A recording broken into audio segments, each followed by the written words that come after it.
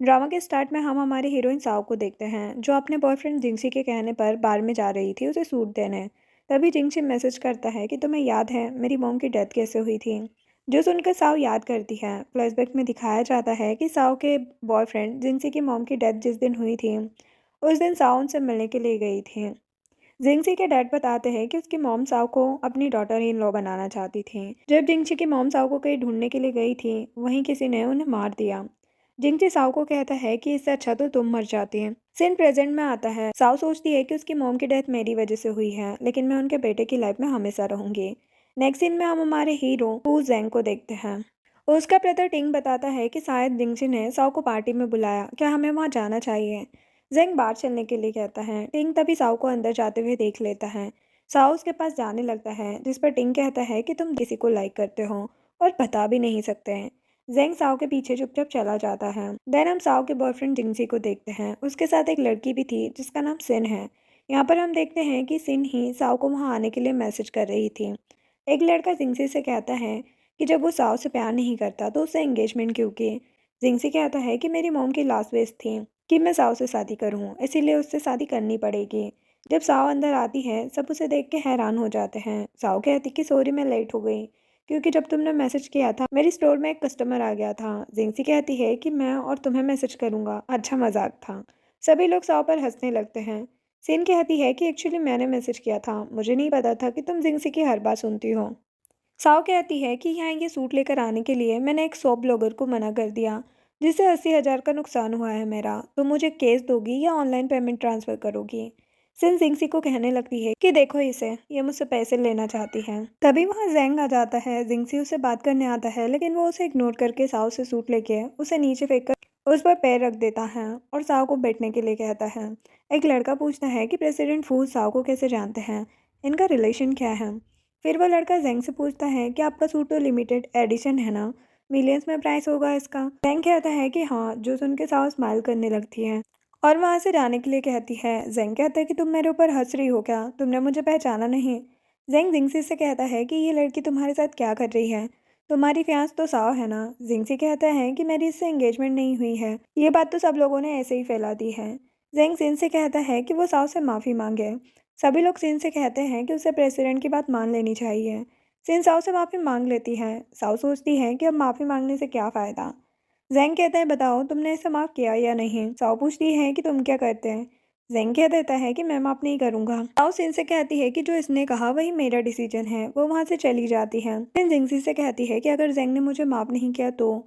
जिंगसी बहुत गुस्से में लग रहा था। सिन सोचती है कि ये सब उस साओ की वजह से हुआ है। जेंग साओ के पीछे बाहर जाता है। टिंग साओ से पूछता है कि क्या वो ठीक है। साओ कहती कि हाँ मैं ठीक हूँ। जेंग टिंग का सूट उतार के खुद ले लेता है और अपना सूट देख के टिंग से कहता है कि ये साओ को देख के आओ। टिंग वो सूट साओ को देख कर आता है। साओ कहती है कि वो उसे बाद में वापस कर देगी। टिंग जेंग से कहता है कि तुमने मेरे आने का भी वेट नहीं किया और तुम साओ की हेल्प करने चले गए। जेंग कहता है कि तो क्या करता मैं। टिंग कहता है कि तुमने सूट क्यों नहीं दिया उसे, ताकि उसे पता ना चले कि ये तुम्हारा सूट है। जेंग कुछ भी नहीं कहता। क्लियरली दिख रहा था कि जेंग साओ को लाइक करता है। नेक्स्ट सीन में साओ के डैड को पता चल गया था कि जिंगसी ने उसे फिर से बुली किया है, तो वो नेक्स्ट मंथ ही साओ की शादी करवाने के लिए कहते हैं। लेकिन साओ शादी के लिए मना कर देती है और सोचती है कि जिंगसी की मॉम की डेथ मेरी वजह से हुई है, वो जिंगसी को ऐसे नहीं छोड़ सकते। नेक्स्ट डे जेंग साओ की शॉप में कॉफ़ी लेने जाता है। साओ उसे कॉफ़ी देती है, तभी उसकी फ्रेंड आके बताती है कि बर्थडे के लिए टेबल रेडी है। साओ कहती है कि केक में मैंगोज ज़्यादा ऐड करना, क्योंकि जिंगसी को पसंद है। देन वो एक केक जेंग को देती है कि ये ब्रदर टिंग को दे देना और कल के लिए थैंक्स कहती है। जेंग कहता है कि कितनी बार थैंक्स बोलोगी। फिर साओ से वीचेट में ऐड करने के लिए कहती है। आते हुए जेंग वहाँ से एक ब्रेड लेकर चला जाता है। साओ की फ्रेंड कहती कि ये कितना हैंडसम है ना। साओ कहती कि तुमने देखा नहीं, कितने गुस्से से देख रहा था। फ्रेंड कहती कि मुझे तो लगता है कि बहुत ही डीप लव करता है तुमसे, इसीलिए ऐसे देख रहा था। वैसे तुम दोनों मिले कैसे हैं। साओ कहती कि बहुत लंबी स्टोरी है। यहाँ पर हमें एक फ्लैशबैक दिखाते हैं। कुछ सालों पहले जेंग की कुछ लोगों के साथ फाइट हो गई थी, वो उसे मार रहे थे। साओ ने ये सब देख के पुलिस को कॉल कर दिया। पुलिस जेंग से बात कर रही थी, तब पुलिस ने साओ से पूछा था कि तुमने ही कॉल किया था ना। तब जेंग को सब पता चल गया था कि साओ ने ही उसे बचाया है। फिर जेंग उसे घर छोड़ने आया था। साओ कहती कि तुम मेरा पीछा मत करो, ऐसा लग रहा है कि मेरे पीछे कोई घोस्ट है। जेंग कहता है कि इतना हैंडसम घोस्ट, और साव से कहता है कि इतनी रात में यहाँ मत आना आप, वरना कभी कोई बुरे बंदे मिल गए तो। साव कहती कि ठीक है और घर चली जाती है। सीन प्रेजेंट में आता है। साव की फ्रेंड कहती है कि कितने रोमांटिक तरीके से हुई तुम दोनों की फर्स्ट मीटिंग, वो तुम्हें जरूर लाइक करने लगेगा। साव कहती कि ऐसा कभी नहीं होगा, हम दोनों बहुत अलग हैं। देन वो जिंगसी की बर्थडे पार्टी में जाने के लिए चली जाती हैं। पार्टी हॉल में साओ की फ्रेंड सिन को जिंगसी के साथ देखकर कहती है ये हमेशा जिंगसी से चिपकी रहती है, तुम उसकी फियांसी हो तो फिर कुछ कहती क्यों नहीं है। साओ कहती कि मैं उसे कुछ नहीं कह सकती, मुझे बस उसके लिए बुरा लगता है, इसीलिए मैं उसके साथ हूँ। मतलब कि साओ जिंगसी से प्यार नहीं करती थी, बस रिग्रेट की वजह से उसके साथ थी। थोड़ी देर बाद केक कट करने का टाइम हो जाता है। साओ की फ्रेंड साओ को उसके साथ केक कट करने के लिए कहती है, लेकिन जिंगसी उसे मना कर देता है। ये देख के फ्रेंड को गुस्सा आ जाता है। तभी सीन केक में इतने सारे मैंगोज देख के कहती है कि मुझे मैंगोज बिल्कुल पसंद नहीं है। जिंगसी कहता है कि तुम मुझसे मत खाओ, ये केक साव ने बनाया है, वो खाएगी। जो सुन के फ्रेंड कहती कि तुम पागल हो क्या, साव को मैंगो से एलर्जी है, वो क्यों खाएगी। जिंगसी कहने लगता है कि मैं प्रॉमिस करता हूँ तुमसे शादी करूंगा, खाओ इसे। जो सुन के साव केक खाने को रेडी हो जाती है। फ्रेंड मना भी करती है लेकिन वो उसकी बात नहीं सुनती। इधर टिंग और जेंग भी पार्टी में आ रहे थे। टिंग पूछता है कि तुम्हें पार्टीज पसंद नहीं है ना, फिर यहाँ आने को रेडी कैसे हो गए। तभी वो दो लड़कियों की बात सुन लेता है जो केक के बारे में ही बात कर रही थी। जेंग उनसे पूछता है कि साव मैंगो केक क्यों खा रही है, उसे तो एलर्जी है ना। एक लड़की उसे सारी बात बताती है, जो सुन के टिंग और जेंग दोनों को काफी गुस्सा आ जाता है। इधर साव गुस्से में केक खा लेती है। जिंग कहता है कि जाओ तुम्हारे डैड से हमारी शादी के बारे में बात करो। साव वहां से चली जाती है। जिंग से वेटर को मारता है और कहता है कि तुम क्या कर रहे हो, उसे हॉस्पिटल लेकर जाओ। साओ की फ्रेंड कहती कि वो कभी तुम्हें माफ़ नहीं करेगी इसके लिए। जिंगसी कहता है लेकिन उसने मेरी मॉम को मारा है तो एक प्लेट केक खाने से क्या ही हो जाएगा। साओ बाहर आती है, उसे बहुत चक्कर आ रहे थे। तभी जैंग उसे देख लेता है और उसे जल्दी से हॉस्पिटल लेकर जाता है। नेक्स्ट डे साओ को जब होश आता है तो वो अपने पास जैंग को देखती है। उसे याद आता है कि कल वही उसे हॉस्पिटल लाया था। इतने में जैंग के भी नींद खुल जाती है। वो साओ से कहता है कि तुमने क्यों खाया वो केक। साओ कुछ बोल नहीं रही थी। वो जैंग को टेक्स्ट करके थैंक्स कहती है। जैंग कहता है कि तुम्हें भी हेल्प करने का मौका दूंगा मैं। देन वो वहाँ से चला जाता है। देन साओ अपने डैड को मैसेज करती है कि वो खुद जिंगसी से उसकी एंगेजमेंट ख़त्म करने की बात करेगी। इधर जैंग अपने असिस्टेंट को कॉल करके कहता है कि सू ग्रुप के साथ सभी कॉपरेशन कैंसिल कर दो। एक्चुअल में सू ग्रुप जिंगसी के डैड की कंपनी होती है। नेक्स्ट सीन में मिस्टर सू यानी कि जिंगसी के डैड बहुत ज़्यादा परेशान थे क्योंकि फू ग्रुप ने सारे कॉपरेशन कैंसिल कर दिए थे। जिंगसी कहते हैं कि डैड अब हम क्या करेंगे। डैड कहते हैं कि हमें इस प्रॉब्लम से सिर्फ साव के डैड ही निकाल सकते हैं, लेकिन अब साव के डैड और साव शादी नहीं करना चाहते हैं तुमसे। जिंगसी कहते हैं कि ऐसा कुछ नहीं होगा। तभी साव के डैड का कॉल आता है। वो कहते हैं कि जिंगसी ने कल जो कुछ भी किया उसके लिए वो उसे कभी माफ नहीं करेंगे। जिंगसी कहने लगता है कि डैड परेशान मत हो, साव खुद कॉल करेगी और मुझसे रिक्वेस्ट करेगी शादी करने के लिए। उसके डैड उसे थप्पड़ मारते हैं और कहते हैं कि वो तुम्हारी मॉम की वजह से ये सब कर रही है। जिंगसी कहते हैं कि उसी वजह से मुझे मॉम के बिना रहना पड़ा। डैड कहते हैं कि तुम्हारी मॉम की डेथ उसकी वजह से नहीं बल्कि तुम्हारी वजह से हुई है। वो उस दिन तुम्हें ढूंढने गई थी क्योंकि तुम यूनिवर्सिटी एंट्रेंस एग्जाम में फेल हो गए। तुम्हारी और मेरी फाइट होने के बाद तुम इंटरनेट कैफ़े में चले गए और उसी रास्ते में तुम्हारी मॉम की डेथ हुई क्योंकि वो तुम्हें ढूंढने गई थी। सिंगसी कहते हैं कि ऐसा नहीं हो सकता। डैड कहते हैं कि उसी टाइम साओ की उसके डैड से फाइट हो गई थी, वो भी अपने घर से बाहर चली गई थी और तुम्हें लगा कि तुम्हारी मॉम उसे ढूंढने गई थी और उसकी वजह से तुम्हारी मॉम की डेथ हुई है। जिंगसी कहता है कि मैंने ही मॉम की डेथ की है। डैड कहते हैं कि साओ ने बहुत कुछ किया है तुम्हारे लिए, अब उसे परेशान मत करो। जिंगसी को ये सुन के साओ की बातें याद आने लगती हैं। वो साओ से बात करने जाने लगता है जब उसने कहा था कि साओ की वजह से उसे मॉम के बिना रहना पड़ा। ये बात साओ ने सुन ली थी और वो वहाँ से चली जाती है। यहाँ पर डैड जिंगसी को रोकने लगते हैं और कहते कि अगर साओ को सच पता चला तो वो कभी तुम्हारे लिए गिल्टी फील नहीं करेगी। उसे ये बताते रहो कि तुम्हारी मॉम की डेथ उसी की वजह से हुई है, तभी वो हमेशा तुम्हारे साथ रहेगी। जिंगसी ये सुनकर रोने लगता है और कहता है कि साओ प्लीज़ मुझे माफ़ कर देना। इधर साओ अपनी मॉम के ग्रेव पर जाती है और अपनी मॉम से कहती कि मॉम आप में से सू से बताना कि जिंगसी मुझे लाइक नहीं करता। बहुत सारी ब्यूटीफुल लड़कियाँ उसे लाइक करती हैं, इसीलिए मैं उससे शादी नहीं कर सकते। अगर मुझे पता होता कि मेरी वजह से उनकी डेथ हो जाएगी तो मैं कभी घर से बाहर नहीं जाती। तभी वो जेंग को देखती है और पूछती कि तुम यहाँ पर क्या कर रहे हो। जेंग कहता है कि मैं यहाँ से जा रहा था तभी तुम्हें देख लिया, तुम सैड होने पर अपनी मॉम के पास आती हो, वो कितनी परेशान होती होगी। साओ सोचती है कि क्या मेरी मॉम मुझे रोते हुए देखती होगी। देन वो जेंग से पूछती है कि क्या मैं तुम्हारे सामने रो सकती हूँ। जेंग कहता है कि तुम्हें कौन परेशान करता है बताओ, मैं तुम्हारे लिए उससे बदला लूँगा। नेक्स्ट डे साव के स्टोर में कुछ लोग आए हुए होते हैं। एक लड़का साव की एम्प्लॉय वान से कहता है कि उनके केक में कुछ खराबी है जिससे उसकी वाइफ का पेट खराब हो गया। वो वान से कहता है कि अपनी बॉस को बुलाओ। थोड़ी देर में साव वहाँ आती है। वान उसे सब कुछ बताती है। साओ कहती कि पहले आपकी वाइफ को हॉस्पिटल ले चलते हैं। वो बंदा कहने लगता है कि क्या मैं झूठ बोल रहा हूँ, हम यहाँ सब नाटक कर रहे हैं क्या।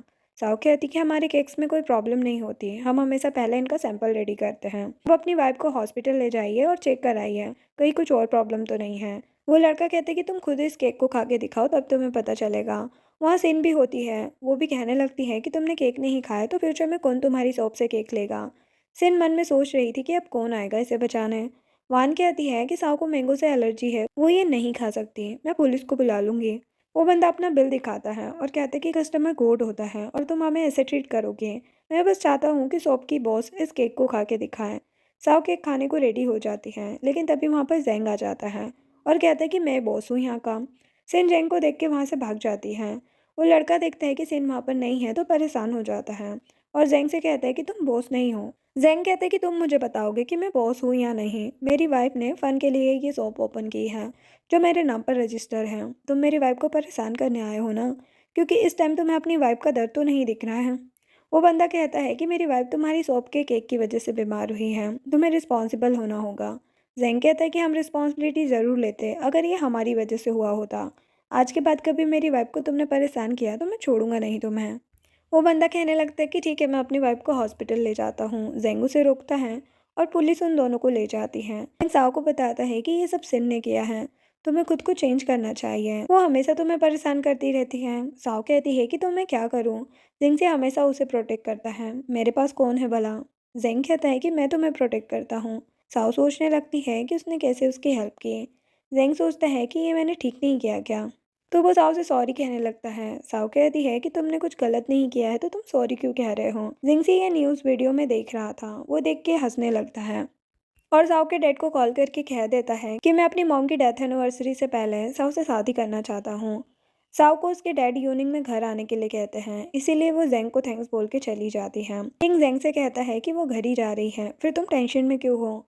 जेंग कहता है कि उसका घर जिंगसी के घर के पास ही है। किंग कहता है कि क्या तुम्हें ये लग रहा है कि वो जिंगसी को ढूंढने गई है। जेंग कहता है कि अगर वो उसे ढूंढने गई तो अब वो जिए या मरे मुझे फर्क नहीं पड़ेगा। टिंग कहता है कि 8 साल से तो यही बोल रहे हो तुम।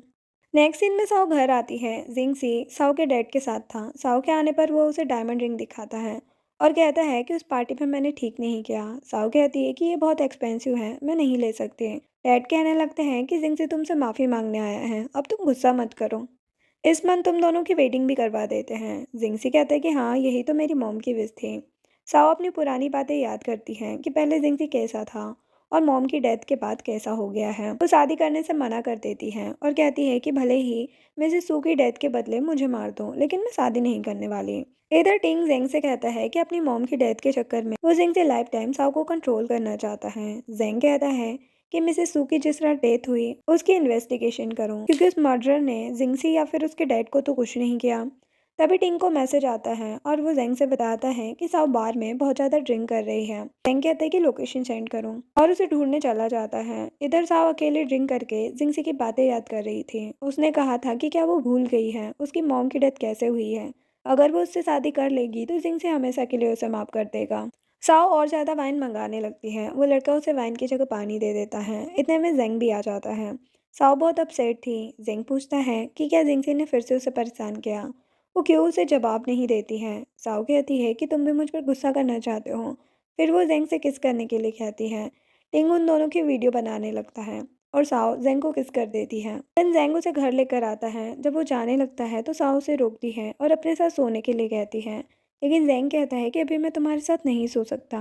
फिर अपनी पुरानी मेमोरीज याद करने लगता है। जब एक बार वो अकेले जा रहा था तब साओ उसके पास आई थी और उसे पेंटिंग बनाने के लिए हेल्प मांग रही थी, लेकिन जेंग ने उसे मना कर दिया। साओ ने कहा कि मैं हमारे स्कूल की सबसे ब्यूटीफुल टीचर का नंबर ला के दूंगी। फिर भी जेंग नहीं मानता। जेंग ने पूछा था कि वो उसे ही क्यों चूज़ कर रही है हेल्प के लिए, तो साओ ने कहा था क्योंकि वो उसे ही चूज़ करना चाहती है। सीन प्रेजेंट में आता है। जेंग कहता है कि तुम भी वही हो जिसे मैं हमेशा से चूज करना चाहता हूँ। तभी उसे टिंग उसकी किस वाली वीडियो सेंड करता है और मैसेज करता है कि जिस रात में सिसु की डेथ हुई थी उसके बारे में कुछ भी पता नहीं चल रहा है। जेंग कहता है कि अच्छे से इन्वेस्टिगेशन करो। उस रास्ते में एक इंटरनेट कैफे भी है। जेंग सोचता है कि मैं सच पता करके रहूंगा। नेक्स्ट मॉर्निंग साओ को बहुत साय फील हो रहा था कि कल पता नहीं उसने क्या कर दिया और उसकी फ्रेंड जेनी उसे टीज कर रही थी। तभी जेंग साओ को कल रात की किसिंग वीडियो सेंड करता है। साओ ये देख के हैरान हो जाती है और उसे ब्लॉक कर देती है। जेंग उसे मैसेज करता है लेकिन मैसेज सेंड नहीं हो रहे थे, जो देख के वो भी हैरान हो जाता है। साओ जेनी से कहती कि तुम क्यों चाहती हो कि मैं जेंग से शादी करूं? जेनी कहती है क्योंकि तभी तुम जिंगसी से पीछा छुड़ा सकती हो। क्या तुम जेंग को लाइक नहीं करती? साओ जेंग का फेस याद करके कहती है कि मैं तो उसे बहुत लाइक करती हूँ, पर शायद वो मुझसे शादी नहीं करेगा। जेनी कहती कि वो भी तुम्हें लाइक करता है। तभी जेंग टिंग के फ़ोन से साओ को मैसेज करता है कि मुझे अनब्लॉक करो। साओ रिप्लाई करती कि तुम इतने पागल क्यों हो? वो कहता है कि मैं पागल हूँ, अच्छा सॉरी, मुझे अनब्लॉक करो। साओ पूछती है कि क्या वो उसे डेट करना चाहता है। जिंग कहता है कि वो उसके घर के बाहर ही खड़ा है। नेक्स्ट सीन में जिंग से बाहर वॉक कर रहा था, तभी वो साओ और जेंग को साथ में देख लेता है। जेंग उसे देख के स्माइल करके चला जाता है। साओ ने जब जेंग से पेंटिंग करने में हेल्प मांगी थी तब उसने उसकी आईज ड्रॉ कर ली थी। वो उन्हें मैच करके देख रही थी और फिर पूछती है कि क्या वो उसे याद है जब उसने जेंग से हेल्प मांगी थी। जेंग सोचता है कि मैंने उस टाइम इसकी हेल्प करने से मना कर दिया था, पता नहीं ये क्या सोचेगी, तो वो कह देता है कि मुझे तो कुछ याद नहीं है। वो साओ को किस करने वाला था लेकिन साओ उसे रोक देती है और कहती है कि तुमने मुझे पहले ही पहचान लिया होगा। फिर वो कहती है कि मिसेस सू की डेथ मेरी वजह से हुई है, तुम्हें नहीं लगता कि ये सब मेरी गलती है? जेंग कहता है कि किसके साथ क्या होना है ये तो किस्मत की बात है ना, तुम्हें गिल्टी फील करने की ज़रूरत नहीं है। साओ रोते हुए जेंग को हक करती है। जेंग कहता है कि तुम्हें नहीं लगता तुम्हें मेरे लिए कुछ करना चाहिए? साओ कहती है कि क्या तुम डेट करना चाहते हो? जेंग कहता है कि हाँ, क्या तुम मेरी रिस्पॉन्सिबिलिटी लेने के लिए सीरियस हो? साओ कहती है कि मैं तुम्हें बहुत लाइक करती हूँ, जो सुनकर जेंग उसे किस करने लगता है। नेक्स्ट डे वान साओ से कहती है कि सू ग्रुप के एम्प्लॉयज़ के लिए हमारी शॉप से डेजर्ट देनी है, क्या तुम मुझसे शादी करने वाली हो? साओ कह देती है कि इससे मेरे बॉयफ्रेंड को जेलसी हो गई, जो सुन के वान खुश हो जाती है। इधर जिंगसी पूल हॉल में जेंग को देखता है और अपने असिस्टेंट से साओ के डैड को कॉल करके साओ को वहां पर भेजने के लिए कहता है। साओ के पास उसके डैड का मैसेज आता है कि वो उन्हें पूल हॉल में आके मिले। इधर जिंगसी जेन के साथ खेलने के लिए रूम में जाता है और जानबूझ के अपने असिस्टेंट से कहता है कि तुम बाहर जाओ, अभी साओ मुझे पिक करने आएगी। जिंगसी और जेंग के बीच साओ को लेकर आर्गुमेंट होने लगता है। थोड़ी देर में साओ वहाँ आती है। जिंगसी के असिस्टेंट को देख के वो जाने लगती है। तभी डैड का मैसेज आता है कि आते टाइम जिंगसी के साथ डिनर करके आना। वो अंदर चली जाती है। उसे देख के जेंग को काफी गुस्सा आ रहा था कि वो सच में जिंगसी को पिक करने के लिए आई है, तो वो गुस्से में गेम कंप्लीट किए बिना चला जाता है। साओ उसके पीछे जा रही थी लेकिन जिंगसी उसे रोकता है और कहता है कि आज मेरी मॉम की डेथ एनिवर्सरी है। इधर टिंग जेंग से कहता है कि तुम वहां से आ क्यों गए? साओ तुम्हारे पास ही आती है। जेंग कहता है कि जिंगसी की मॉम की वजह से वो उससे दूर नहीं हो पा रही है, मैं उसे फोर्स नहीं कर सकता। तभी साव वहाँ पर आ जाती है और उसे हक करके कहती है कि तुम मुझे कहीं दूर क्यों नहीं ले जाते। तभी जिंगसी वहाँ आके फिर से अपनी मॉम के बारे में बात करने लगता है और साव को साथ चलने के लिए कहता है। जेंग कहता है कि तुम पूछ रहे थे मेरा साव से क्या रिलेशन है, साव तुम्हें खुद बता देगी। साव कहती कि जेंग मेरा बॉयफ्रेंड है। जिंगसी साव से कहने लगता है कि शायद तुम भूल रही हो, हम जेंग के लेवल के नहीं हैं। जो सुन के साव जेंग की बात याद करती है कि वो गेम छोड़ के आ गया था। वो पूछती है कि उसने हार क्यों मान ली। जेंग कहता है कि बस मैं जिंगसी की बातें नहीं सुनना चाहता था। वो साव को वहाँ से चलने के लिए कहता है लेकिन साव कहती है कि आज मिसेस सू की डेथ एनिवर्सरी है, मुझे जाना होगा। जेंग उसे कुछ नहीं कहता और किस करता है, जो देख के जिंगसी को बुरा तो लगता है लेकिन कुछ कहता नहीं है और मन में सोचता है कि साव तो मेरी ही होगी, कुछ भी कर लो। नेक्स्ट सीन में साउ जिंगसी के साथ थी लेकिन वो चैट पर जेंग से बात कर रही थी। जेंग पूछता है कि वो यहाँ पर क्यों आई थी। जिंगसी के बुलाने पर साउ से सच बताती है कि मेरे डैड ने कुछ लाने के लिए कहा था, मुझे नहीं पता था कि जिंगसी ने उसे बुलाया है। साउ से पूछती कि क्या तुम मुझ पर शक कर रहे थे। जेंग अपने गले में पानी डाले उसे फोटो सेंड करके कहता है कि देखो मैं तुम्हारे लिए कितना रो रहा था। साउ ये देखकर हंसने लगती है, जो देखकर जिंगसी उसके हाई स्कूल मोमेंट को याद करने लगता है और फिर साव से कहता है कि जेंग से ब्रेकअप कर लो, तुम्हें जो चाहिए मैं तुम्हें दे सकता हूँ, वो बस तुम्हें अपने पेट की तरह रखेगा। साव गुस्से में उसे अपना बैग फेंक के मारती है और कहती है कि उसके बारे में बुरा बोलने की परमिशन किसने दी तुम्हें। तभी साव के डैड आते हैं और साव को डांटने लगते हैं। फिर जिंगसी से कहते हैं कि ये तो पागल है, इसकी बातों का बुरा मत मानना। देन वो साव से कहते हैं कि उन्होंने मिस्टर सू यानी जिंगसी के डैड से भी बात कर ली है, तो उन दोनों को मैरिज सर्टिफिकेट ले लेना चाहिए। साव कहती कि इसके बारे में सोचना भी मत, मैं जेंग के बेबी से प्रेग्नेंट हूँ। ये वो झूठ बोल देती है शादी से बचने के लिए, लेकिन जिंगसी कहने लगता है कि मैं बेबी की टेक केयर करूंगा। साव कहती कि बकवास बंद करो। डैड साव को एक थप्पड़ लगाते हैं और कहते हैं कि तुम्हें पता है ये कितनी एम्बेरस करने वाली बात है, क्या पता वो तुम्हें प्यार करता भी है या नहीं। साओ कहती है कि मैं ऐसे पर्सन को चूज़ क्यों नहीं कर सकती जो मेरे लिए अच्छा है, मेरी केयर करता है। डैड कहने लगते हैं कि भूलो मत मेरी सू की डेथ। साओ ने बीच में रुक के कहती कि मेरी वजह से हुई है ना। वो चाकू उठा के जिंगसी से कहती है कि तुम्हारी मॉम की डेथ के लिए मैं पे करूंगी और मुझे मार दो। जिंगसी उसे हक कर लेता है और वो चाकू जिंगसी को लग जाती है। वो साओ से माफ़ी मांगने लगता है। साओ पूछती है कि किस लिए सॉरी बोल रहे हो। इतने में जिंगसी बेहोश हो जाता है। जिंगसी को हॉस्पिटल लेकर आया जाता है। साओ काफ़ी ज़्यादा डर गई थी। मिस्टर सू से कहने लगते हैं कि 8 साल पहले तुमने अपनी जिद की वजह से मेरी वाइफ को मार डाला। अब क्या तुम जिंगसी को भी मारना चाहती हो? जो सुन के साओ बहुत ज़्यादा रोने लगती है। नेक्स्ट सीन में जेंग साओ का वेट कर रहा था। साओ उसके क्लोज नहीं आती।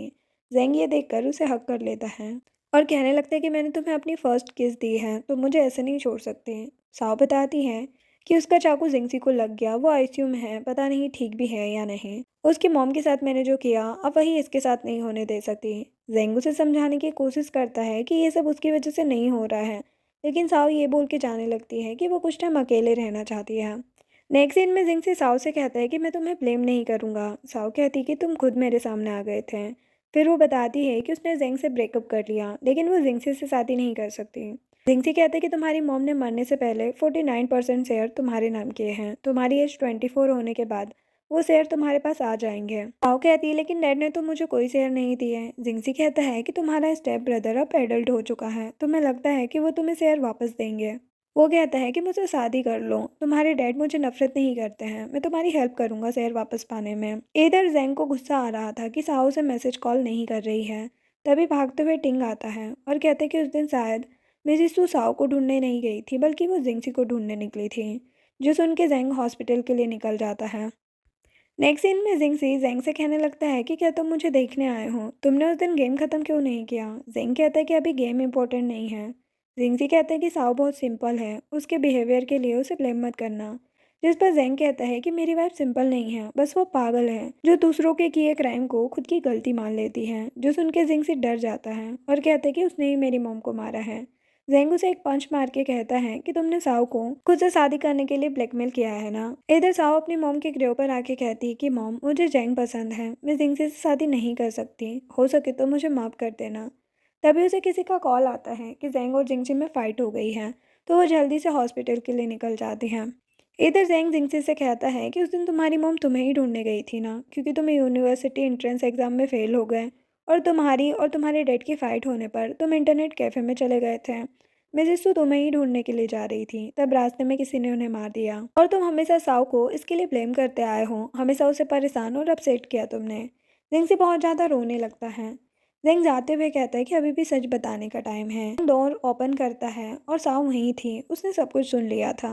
नेक्स्ट सीन में जिंग सी घुटनों पर बैठा हुआ था और साओ इधर बेहोश थी। जेंग उसके पास ही था। जेंग से डॉक्टर ने कहा था कि लॉन्ग टाइम डिप्रेशन की वजह से साओ की तबीयत ठीक नहीं है, उसे रेस्ट करने की ज़रूरत है। वॉचमैन जेंग को कॉल करके जिंगसी के बारे में बताता है।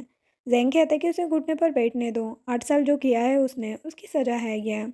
साओ को थोड़ी देर में होश आता है, वो उठकर बैठ जाती है। तभी वॉचमैन का फिर से कॉल आता है। जेंग कहता है कि उसे जाने के लिए बोलो। साओ कहती है कि मैं जिंगसी से मिलना चाहती हूँ। जेंग कहता है कि वो एक बेकार लड़का है जो माफ़ी के लायक बिल्कुल भी नहीं है, तो पागल मत बनो। साओ कहती कि माफ़ी नहीं, लेकिन कुछ चीज़ें ऐसी है जो हमेशा के लिए ख़त्म हो जानी चाहिए। जिंग साओ को जिंगसी से मिलने के लिए नीचे लेकर आता है। जिंगसी उसे सॉरी कहता है। साओ कहती कि तुम्हें मुझसे नहीं बल्कि अपनी मोम की ग्रेव पर जाके माफ़ी मांगना चाहिए, उन्हें गए इतने साल हो गए, तुम कभी उनसे मिलने नहीं गए। जिंगसी कहता है कि ये सब मेरी गलती है। साओ कहती कि मुझे शक था उस दिन तुम्हारी मोम तुम्हें ही ढूंढने गई होगी, क्योंकि हम दोनों ही बाहर थे और तुम्हारी मोम हमारे लिए कुछ भी कर सकती थी, लेकिन मैं उनकी कोई नहीं थी। उसके बाद भी वो मुझे बहुत अच्छे से ट्रीट करती थी, इसलिए उनके लिए मैं इतना तो कर सकती थी। लेकिन तुमने मुझसे झूठ कहा, अब तक मुझसे सच छुपा कर रखा, आखिर क्यों? मैंने तुम जैसा इंसान कभी नहीं देखा। जेंग कहता है कि तुमने जो किया उसके बाद तो तुम्हें मर जाना चाहिए। ये बोल के वो दोनों चले जाते हैं। जिंगसी वहीं बैठ के रोने लगता है। कुछ दिनों के बाद जेनी साऊ से बात कर रही थी। साऊ से सब कुछ बताती है। जेनी कहती है कि उस लड़के के साथ ऐसा ही होना चाहिए। वैसे तुम अब जेंग के साथ हो ना? साऊ कहती कि हाँ। जेनी उसे बताती है कि क्या तुम्हें पता है जेंग के असिस्टेंट की डेथ उसे प्रोटेक्ट करते हुए हो गई थी। जेंग तब से अकेले रहने लगा और किसी से बात भी नहीं करता था। फिर फू फैमिली ने असिस्टेंट की सिस्टर को बुलाया, तब जेंग नॉर्मल हो पाया। जेनी कहती है कि मैं ये सब इसलिए बता रही हूँ क्योंकि मैं नहीं चाहती कि अब तुम्हारे साथ कुछ भी गलत हो। साओ कहती कि टेंशन मत लो, ऐसा कुछ नहीं होगा। तभी वहाँ एक लड़की आती है जिसका नाम जेंग याओ है। यही जेंग के असिस्टेंट की सिस्टर हैं। वान उसे उनका न्यू प्रोडक्ट ट्राई करने के लिए देती हैं। लेकिन याओ कहती है कि ये तो बिल्कुल बेकार है। जो सुन के साओ वहाँ पर आती हैं और कहती कि हम नेक्स्ट टाइम से इसे फिर से ट्राई करेंगे। याओ कहती है कि ऐसे चीप सामान से कुछ भी बना लो, बेकार ही बनेगा। जो सुन के वान को गुस्सा आ जाता है। वो कहती कि हम जो भी चीज़ें यूज़ करते हैं ना, वो बेस्ट होती हैं। तुमने उन्हें चीप कैसे कह दिया। साओ भी उसे ये सब कहने से मना करती है। याओ कहती है कि तो तुम हो यहाँ के बॉस, कस्टमर गॉड होते हैं, इसने मेरे साथ बदतमीजी की है, इसलिए मैं चाहती हूँ कि तुम इसे फायर करो। साओ कहती है कि उसकी तरफ से मैं माफ़ी मांगती हूँ, लेकिन अभी तुमने हमारे सामान को चीप कहा, तुम्हें नहीं लगता कि इसके लिए तुम्हें भी माफ़ी मांगनी चाहिए। या गुस्से में कहती है कि तुम्हें पता भी है मैं हूँ कौन। मैं तुम लोगों से माफ़ी मांगूंगी। जो सुन के शॉप में आने वाले सभी लोग साओ की साइड लेने लगते हैं कि अगर सस्ता ही कुछ चाहिए था तो किसी और शॉप से ले लेती। साओ की शॉप पर सभी आते हैं, कभी किसी को कोई प्रॉब्लम नहीं हुई है। तभी याओ को टिंग का कॉल आता है और वो उसे सब कुछ बताने लगती है। वो साओ से कहती है कि अभी मेरे पास तुमसे फाइट करने का टाइम नहीं है, लेकिन वेट करना, मैं ज़रूर आऊँगी अपने ब्रदर को लेके। वान कहती कि ले आना जिसे लेकर आना है। तभी साओ को जेंग का मैसेज आता है कि साथ में लंच करेंगे और उसे किसी से मिलवाना भी है। नेक्स्ट सीन में याओ टिंग को ये सब बातें बता रही थी कि एक शॉप में उनका केक अच्छा नहीं था। मैंने उन्हें एडवाइस दी और फिर वो मुझसे फ़ाइट करने लगी। याओ देखती है कि जेंग को कोई फ़र्क नहीं पड़ रहा था क्योंकि वो तो साओ से बात कर रहा था। टिंग उसे बताता है कि जेंग भी अपडेट कर रहा है। जो सुन के याओ तो हैरान हो जाती है और कहती कि मुझे किसी ने बताया क्यों नहीं। टिंग कहता है कि तुम इतनी शॉक्ड क्यों हो रही हो। जेंग कहता है कि अब तो पता चल गया ना। याओ कहती कि है कौन वो लड़की। जेंग कहता है कि आ गई मेरी वाइफ, मैं लेकर आता हूँ उसे। टिंग याओ को बताता है कि 10 सालों से एक ही लड़की को पसंद करता आ रहा है। फाइनली अब वो दोनों साथ में हैं। मैं बहुत खुश हूँ जेंग के लिए। याओ कहती कि मैंने कभी इसके बारे में उसे बात करते हुए नहीं सुना। टिंग कहता है कि अपने इम्पोर्टेंट पर्सन को हमेशा दिल में रखना चाहिए, बातों में नहीं। याओ सोचती है कि इसका मतलब मेरा कोई चांस नहीं है। जेंग साओ को लेकर आता है। साओ याओ को देखकर कहती है कि क्या कोइंसिडेंट है। जेंग पूछता है कि तुम दोनों पहले मिले हो। साओ कहती है कि शॉप में मिले थे लेकिन एक दूसरे को जानते नहीं हैं। टिंग कहते कि पता नहीं किस डेजर्ट शॉप में इसे परेशान किया है, मैं अभी शॉप देखने ही जा रहा था। साओ कहती कि वो मेरी ही शॉप है। जो सुन के जेंग याओ को गुस्से से देखने लगता है। टिंग साओ से कहता है कि मेरा वो मतलब नहीं था, मैं बस मजाक में कह रहा था। जेंग कहता है कि क्या हुआ था वहाँ। याओ कहती कि बस इसने मुझे गलत समझा है। जेंग याओ से साओ को सिस्टर इन लॉ कहने के लिए कहता है। याओ कहती है कि मैंने बस कुछ एडवाइस दी और ये मुझसे आर्गूमेंट करने लगी। साओ कहती कि मैं तुम्हारी बात मान रही हूँ, लेकिन तुमने कहा था कि मेरी स्टोर का सामान चीप है, क्या ये सही है। याओ गुस्से में कहती है कि मैंने नहीं कहा। जेंग कहता है कि तुम्हारे भाई के लिए मैं तुम्हें सिस्टर मानता हूँ, तुम्हें बेस्ट एजुकेशन दिलाता हूँ, क्या तुम्हें अब तक झूठ बोलना सिखाया है हमने। तो याओ सॉरी कहने लगती है। जेंग कहते कि मुझे नहीं, साओ को सॉरी कहो, तो वो उसे भी सॉरी कहती है। साओ सोचती है कि जेंग तो इसे अपनी सिस्टर मानता है, अब क्या ही बोलूँ। वो कहती कि आप लोग लंच करो, मुझे कुछ काम है, और वहाँ से चली जाती हैं। जेंग उसके पीछे जा रहा था लेकिन याओ उसे रोक के कहती है कि आपने मेरे भाई से प्रॉमिस किया था मेरी केयर करोगे, क्या उस लड़की के लिए आप मुझे छोड़ दोगे। जेंग कहता है कि मेरी बात अच्छे से सुन लो, वो तुम नहीं थी जिसने मेरी जान बचाई थी। मैं तुम्हारे भाई की वजह से तुम्हारी केयर करता हूँ, मुझे हमेशा से तुम पर शक था। जेंग के जाने के बाद टिंग याओ से पूछता है कि तुम जेंग को लाइक करती हो। या कुछ नहीं कहती। टिंग कहता है कि करती भी हो, इस बात को अपने दिल में ही रखो, क्योंकि जेंग साओ को बहुत प्यार करता है, हमेशा उसे प्रोटेक्ट करता है। अच्छा होगा तुम उसे भूल जाओ। इधर जेंग साओ को जाने से रोकता है और कहती कि कहाँ जा रही हो तुम। साओ कहता है कि तुम्हारी सिस्टर है ना वहाँ। जेंग बताता है कि उसके भाई ने मेरी जान बचाई थी। मेरे असिस्टेंट की सिस्टर अकेली थी, इसीलिए मैं उसे घर ले आया। मैं तुम्हें उससे मिलाना चाहता था, लेकिन तुम दोनों ने तो पहले ही फाइट कर ली थी। साओ कहती है कि मैंने एक्सप्लेन करने थोड़ी कहा था। जेंग कहता है लेकिन मैं तुम्हें ये बताना चाहता था। अभी साओ को जिंगसी का कॉल आता है। वो कॉल स्पीकर पर करती है। जिंगसी कहते कि मुझे बहुत बुरा लग रहा है, क्या तुम मुझसे मिलने आ सकती हो। साओ जेंग की तरफ देख के कहती है कि आज के बाद मुझे कॉल मत करना, इससे मेरे बॉयफ्रेंड को अच्छा नहीं लगेगा, और उसे ब्लॉक कर देती है। देन वो जेंग से लंच करने के लिए कहती है। जेंग ये देख के काफ़ी खुश हो जाता है। इधर जिंगसी ये सुन के काफ़ी ज़्यादा रोने लगता है। तभी उसके पास जेनी आती है और कहती है कि तुम अभी भी वैसे ही हो, इतनी ड्रिंक क्यों कर रहे हैं। जिंगसी कहता है कि मेरे पास इसके सिवा और कुछ नहीं है। जेनी कहती है कि जब तुम साओ से प्यार करते थे तो क्यों उसे ऐसे ट्रीट करते थे। जिंगसी कहता है कि अब कोई रास्ता नहीं है उसे वापस लाने का। जेनी कहती है कि तुम में और जेंग में बहुत फ़र्क है, वो कभी साओ को हर्ट नहीं करता, हमेशा उसे प्रोटेक्ट करता है। जिंगसी कहता है कि अब मैं क्या करूं, डैड ने जब मुझे सब कुछ बताया तब तक काफ़ी देर हो चुकी थी। तभी जिंगसी के मुंह से ब्लड आने लगता है। जेनी ये देख के हैरान हो जाती है। नेक्स्ट डे याओ साओ से बात करने आती हैं और कहती है कि मैं तुम्हें सिस्टर इन लॉ बिल्कुल नहीं कहूँगी क्योंकि तुम और जेंग परफेक्ट मैच नहीं हो। साओ कहती कि तुम कुछ भी कह सकती हो, मुझे फ़र्क नहीं पड़ता क्योंकि मेरा तुमसे कोई लेना देना नहीं है। याओ कहती है कि क्या तुम अब मुझे ब्लेम नहीं करना चाहती। साओ कहती है कि वो बात तो वहीं ख़त्म हो गई थी जब जेंग ने तुम्हें डांटा था। याओ गुस्से में कॉफ़ी पीती है और कहती है कि ये कितनी बेकार बनी है। एक लड़की आके कहती है कि ये आपने ही ऑर्डर की थी। याओ साओ से कहती है कि तुम्हें रिच लोगों की तरह रहना आता है क्या। साओ कहती है कि क्या तुम इस सॉल की बात कर रही हो, ये जैंग ने मुझे दी थी। याओ कहती कि क्या तुम्हें लगता है कि वो तुमसे प्यार करता है, क्या तुम उसके बारे में स्टोरी सुनना चाहती हो। साओ कहती कि बिल्कुल नहीं, लेकिन फिर भी याओ बताने लगती है कि तुमने जैंग को बचाने के लिए पुलिस को बुलाया था ना, वो एक काफ़ी रिच लड़का है। तुम्हें अजीब नहीं लगा कि वो उस जगह लोगों से मार क्यों खाने गया था। क्योंकि किसी ने मेरे नाम से उसे कॉल किया था। मेरे भाई के जाने के बाद से मैं फू फैमिली में हूँ, मुझे कुछ हो ना जाए इसीलिए जैंग वहाँ पर मुझे बचाने गया था। तुमने उसकी हेल्प की, इस वजह से वो तुम्हारे साथ है, वरना तुम उसके लायक नहीं हो। साउ उसके ऊपर कॉफ़ी फेंक देती है और कहती कि बकवास मत करो। उन दोनों के बीच आर्गुमेंट देख के वहाँ की वेट्रेस पुलिस को कॉल कर देती है और थोड़ी देर बाद जेंग को उसकी सिस्टर कॉल करके बताती है कि याओ की किसी के साथ फाइट हो गई है। तो उसे पुलिस स्टेशन जाने के लिए कहती है, लेकिन जेंग जाने से मना कर देता है। लेकिन उसकी बड़ी सिस्टर इंसिस्ट करती है कि तुम याओ की हेल्प करने जाओ और दूसरी लड़की कौन है देखो। नेक्स्ट सीन में साओ और याओ दोनों पुलिस स्टेशन में थी। तभी वहाँ पर जेनी आती है। उसे याओ को देख के काफ़ी गुस्सा आ रहा था। तभी टिंग और जेंग भी वहाँ पर आ जाते हैं। वो दोनों साओ को देखकर हैरान हो जाते हैं। साओ वहाँ से जाने लगती है, जेंग उसे रोकता है। याओ नाटक करने लगती कि मुझे पता था तुम ज़रूर आओगे। जेनी जेंग से कहने लगती है कि तुम्हें सोचना चाहिए कि तुम किसकी साइड हो। जेंग कहते कि क्या तुम्हें लगता है कि मैं याओ की साइड लूँगा। और वो याओ से कहने लगता है कि तुम्हारे भाई की डेथ के लिए पे करने के लिए मैं उस दिन तुम्हें वहाँ पर ढूंढने गया था और मेरी बड़ी सिस्टर हज़ारों स्टूडेंट को स्पॉन्सर करती है हर साल। तुम्हें पालने और तुम्हें पढ़ाना हमारे लिए कोई बड़ी बात नहीं थी। और उसे घुटनों पर बिठा देता है और कहते कि मुझे नहीं पता तुम्हें क्यों मेरे लिए फीलिंग्स है, लेकिन अब तुम मेरे घर में नहीं रह सकती और कभी साओ के सामने मत दिख जाना। दिन जाते टाइम भी साओ जेंग से बात नहीं कर रही थी। तभी टिंग जेनी से कहने लगता है कि वो अपसेट हो जाएगा, उसे साओ से बात करने दो ना। जेनी कहती है कि वो बिल्कुल ठीक है।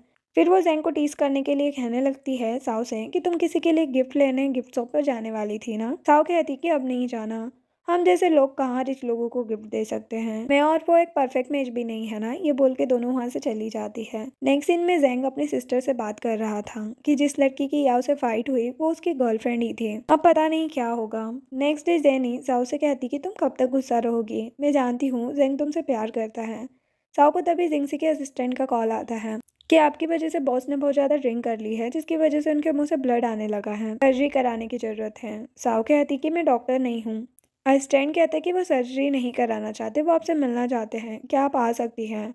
साओ जिंगसी से बात कराने के लिए कहती हैं और जिंगसी से कहती कि अगर तुम्हें सर्जरी नहीं करानी तो हॉस्पिटल छोड़ दो, क्यों हॉस्पिटल में टाइम पास कर रहे हो। असिस्टेंट कहता है कि आप ये क्या बोल रही हैं। साउ कहती कि अब मुझे कॉल मत करना। देन जेनी कहने लगती कि मुझे पता था कि वो हॉस्पिटल में है, मैं ही उसे हॉस्पिटल लेकर गई थी, तुम डिस्टर्ब ना हो इसलिए मैंने तुम्हें नहीं बताया। साउ कहती कि कोई बात नहीं है। अभी साउ को टिंग का कॉल आता है और वो बताता है कि साउ के गुस्सा होने पर जेंग काफ़ी ज़्यादा ड्रिंक कर रहा है और उसे अभी यहाँ पर आना पड़ेगा। नेक्स्ट सीन में साओ जेंग को लेने जाती है। जेंग उसे बताने लगता है कि आज उसकी सिस्टर का बर्थडे है, वो उसकी बात को मना नहीं कर सकता था। उसे नहीं पता था कि वो लड़की साओ है जिससे याओ का झगड़ा हुआ है। जेंग भी बताता है कि बचपन से जेंग की सिस्टर ने ही उसे पाला है, इसीलिए वो उसकी सिस्टर की बात मान के पुलिस स्टेशन चला गया था। तो याओ को बस अपनी सिस्टर मानता है, वो तो याओ है जिसको जेंग के लिए फीलिंग्स है। साओ सोचती है कि मैंने इसे बेकार में गलत समझा। साओ कार की कीज उठाती है, वो उसमें एक पांडा का की चेन देखती है। टिंग उसे बताता है कि ये तो फैंग के पास 7-8 साल से है, वो हमेशा इसे अपने साथ रखता है और इसे वॉश भी करता है, तभी तो ये इतने सालों से अभी भी बिल्कुल साफ है। साओ को याद आता है कि हाई स्कूल में लास्ट डे उसे जो फ्लावर मिले थे वो जेंग ने दिए थे। वो उससे यही बात पूछने लगती है। हम यहाँ पर एक फ्लैशबैक देखते हैं। जेंग की कजिन सिस्टर चैन साओ को फ्लावर देती है उसका हाई स्कूल कंप्लीट होने के लिए। साओ कहती कि तुम मेरे लिए लाई हुई है। चैन बताती है कि जेंग मेरे लिए लाया था, लेकिन अभी तो मेरा स्कूल कंप्लीट नहीं हुआ है ना। तो वो फ्लावर साओ को दे देती है। साओ चैन को अपना की चेन दे देती है। उसके जाने के बाद वो जेंग ने ले लिया था। अब प्रेजेंट में साओ कहती कि उस टाइम मुझे लगा कि तुम दोनों भाई बहन लड़ाई कर रहे हो, लेकिन ये बात नहीं पता थी कि जेंग उससे ये पांडा ले रहा था। टिंग कहता है कि पता नहीं तुम्हें मेरी बात पर भरोसा होगा या नहीं, इतने सालों से हमेशा जेंग तुम्हारी केयर करता आया है। उस दिन जो सूट मैंने तुम्हें दिया था वो भी इसी का था। इसे टेंशन थी कि कहीं तुम्हें ठंड ना लग जाए। 8 साल से वो तुम्हें पसंद करता है। उनकी बड़ी सिस्टर ने उसे हांगकांग जाके बिजनेस करने के लिए भी कहा, लेकिन उसने तुम्हारे लिए कहीं भी जाने से मना कर दिया। बहुत प्यार करता है वो तुमसे। साओ भी सोचती है कि हाँ, पास्ट में हमेशा जेंग उसके साथ तो था। फिर वो जेंग को घर ले जाती है। टिंग कहता है कि मैं बस इतनी ही हेल्प कर सकता हूँ। साओ जेंग को रूम में लेके जा रही थी। जेंग साओ को उठा के खुद उसे रूम में ले आता है। साओ कहती कि तुम ड्रंक नहीं थे। जेंग कहता कि नहीं। साओ कहती कि तुम इतने टाइम से मुझे लाइक करते हो, कभी बताया क्यों नहीं। जेंग कहता है क्योंकि तुम जिंगसी को लाइक करती थी। साओ कहती कि नहीं, मैं सिर्फ तुम्हें लाइक करती हूँ। जेंग उसे किस करने लगता है और दोनों साथ नाइट स्पेंड करते हैं। नेक्स्ट मॉर्निंग जेंग साओ को टीज करते हुए कहता है कि तुम्हें याद है कल तुमने ही मुझे ऐसा करने को कहा था। साओ कल क्या हुआ था याद करने लगती है और फिर कहती कि ये सब भूल जाओ। जेंग कहता है कि तुम्हें मेरे लिए रिस्पॉन्सिबल होना होगा। तभी साओ को उसके डैड का मैसेज आता है कि तुम्हें जिंगसी से शादी करनी होगी, वरना अपनी मॉम की छोड़ी प्रॉपर्टी के बारे में भूल जाओ। इधर साओ के डैड और जिंगसी के डैड उनकी शादी के बारे में बात कर रहे थे। जिंगसी के डैड कहते हैं कि अगर साओ जिंगसी से शादी करती है तो वो 30% शेयर उन्हें गिफ्ट करेंगे, और मन में सोच रहे होते हैं कि उसकी मॉम के 49% शेयर तो उनके हो जाएंगे। ये सब जिंगसी सुन रहा था। नेक्स्ट सीन में साओ अपने घर आती है। जेंग भी साथ में चलने के लिए कहता है, लेकिन साओ कहती कि मैं सब कुछ खुद देख लूंगी। साओ के जाने के बाद जिंगसी वहां पर आता है जेंग से बात करने के लिए। जेंग कहता है कि तुमने हाई स्कूल में इतनी लड़कियों को रिजेक्ट किया। साओ तुम्हारे साथ थी, इसीलिए मैं तुम्हारे साथ compete भी नहीं करता था, लेकिन अब मैं साओ को नहीं छोड़ूंगा। जिंगसी कहता है कि तुम्हारे साथ compete नहीं करूंगा, अब मैं बस साओ को खुद देखना चाहता हूँ। वो बताता है कि साओ की मॉम और उसकी मॉम को साओ के डैड और उसके डैड ने मरवाया है। इस बात का बदला लेना चाहता है। जेंग कहता है कि मुझसे क्या चाहते हो तुम, और उसे एक पंच करता है। इधर साओ अपने डैड से कहती है कि मैं शादी नहीं करूंगी। आपने मेरी मॉम के पैसे का यूज अपने नाजायज बेटे को पालने में किया है। मेरी मॉम जो शेयर्स मेरे लिए देके गई हैं, आप उन्हें भी लेना चाहते हैं। तभी जिंगसी वहां पर आता है और समझाने के बहाने साओ को ले जाता है। साओ कहती कि मैं तुमसे शादी नहीं करना चाहती। जिंगसी कहता है लेकिन मुझसे शादी कर लो, मैं तुम्हारी हेल्प करूंगा। साओ से थप्पड़ लगा देती है। जिंगसी कहता है कि तुम्हारी डैड की वजह से ही तुम्हारी मॉम की डेथ हुई है, तुम्हें नहीं लगता उनसे बदला लेना चाहिए। साओ कहती है कि क्या बकवास कर रहे हो तुम। जिंगसी उसे सब कुछ बताता है।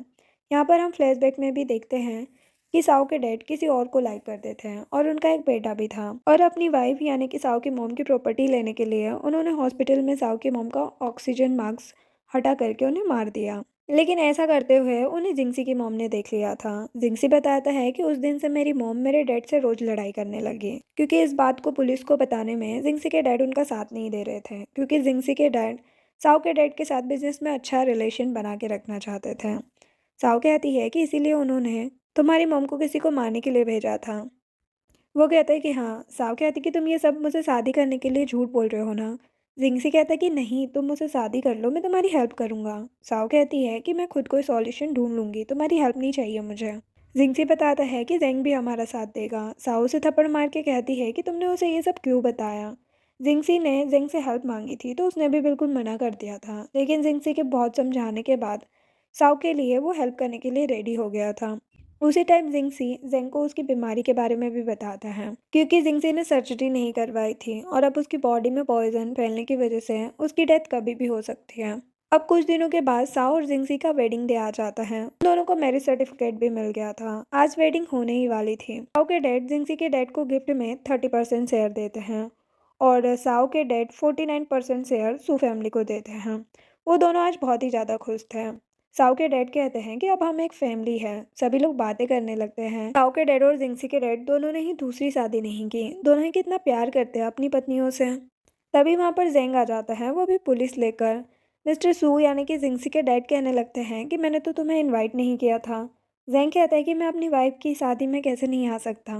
मिस्टर सू कहते हैं कि क्या तुम यहाँ पर ब्राइड को किडनैप करने आए हो। जेंग ये सुनकर साओ और जिंगसी के वेडिंग पोस्टर हटा देता है। इसके नीचे जेंग और साओ की वेडिंग पिक्चर्स थी। ये देख के सभी हैरान हो जाते हैं। जिंगसी अपना मैरिज सर्टिफिकेट निकालता है और उसके पास जेंग और साओ का सर्टिफिकेट भी था। वो अपना सर्टिफिकेट फाड़ देता है। मिस्टर सू कहते हैं कि ऐसा क्यों किया तुमने। जिंगसी कहता है कि फेक सर्टिफिकेट की कोई ज़रूरत नहीं है, इसीलिए फाड़ दिया। साओ के डैड कहते हैं कि ये सब क्या हो रहा है। साओ कहती है कि आप ही थे ना जिसने मेरी मॉम को मारा था। जो सुनकर दोनों के ही डैड हैरान हो जाते हैं। जेंग अपने लाए सभी एविडेंस दिखाता है। सभी लोग उन दोनों के बारे में ही बातें करने लगते हैं और पुलिस दोनों के डैड को अरेस्ट कर लेती है। जिंगसी साओ को उसके शेयर देता है और कहता है कि हमेशा खुश रहना। साओ जिंगसी को जाते हुए देख रही थी और जेंग से कहती कि इसे कुछ हुआ है क्या। जेंग कहता है कि कुछ मत सोचो, आप जिंगसी बाहर आता है और गिर जाता है। वो अपनी मेडिसिन निकालता है लेकिन उसकी मेडिसिन भी गिर जाती है। अंदर वेडिंग हॉल में जेंग और साओ की वेडिंग स्टार्ट होती है, जिसकी आवाज़ सुन के जिंगसी साओ को याद करने लगता है कि वो उसके साथ कितना खुश था। इधर साओ और जेंग की वेडिंग किस के साथ वेडिंग कंप्लीट होती है और इधर जिंगसी साओ को सॉरी कहता है। तभी उसके मुंह से ब्लड आने लगता है और उसकी डेथ हो जाती है। और इसी के साथ ये ड्रामा एंड होता है। वीडियो पसंद आई हो तो लाइक शेयर एंड सब्सक्राइब करें। Thanks for watching.